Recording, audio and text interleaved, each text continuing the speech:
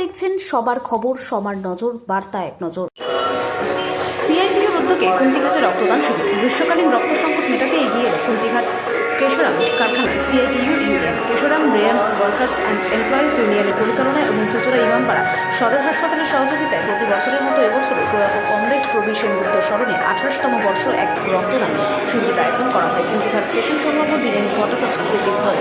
এদিনে শিবিরে উপস্থিত ছিলেন এরিয়া কমিটির সভাপতি, জেলা কমিটির সদস্য ছাড়াও স্থানীয় নেতৃত্বরা। এদিন পুলিশ, মহিলা, পুরুষ সব মিলিয়ে অন্যতম সদস্য প্রমোদ মালে তিনি বলেন যে সারা বছর মানুষের পাশে থেকে মানুষের হয়ে কাজ বলছেন। আরও শুনুন তাদের থেকে। হুগলির কুন্তিঘাট থেকে রাজেশ।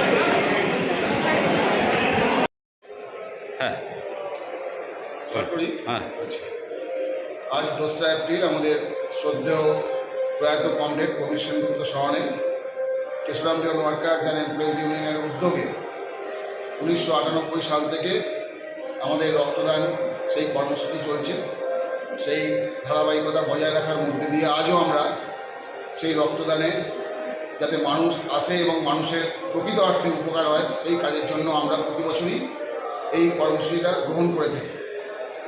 এবং এখানে একটা ব্যাপক অংশের মানুষ তারা অংশগ্রহণ করে এবং সারাটা বছর ধরে এই এলাকার সাধারণ মানুষের আপদে বিপদে রক্তদানের যে সংকট, সেই সংকট মেটাতে আমরা যতদূর পারি আমরা পাশে থেকে সেই কাজ আমরা সম্পন্ন করি। কত বছর ধরে হয়ে আসছে রক্তদান?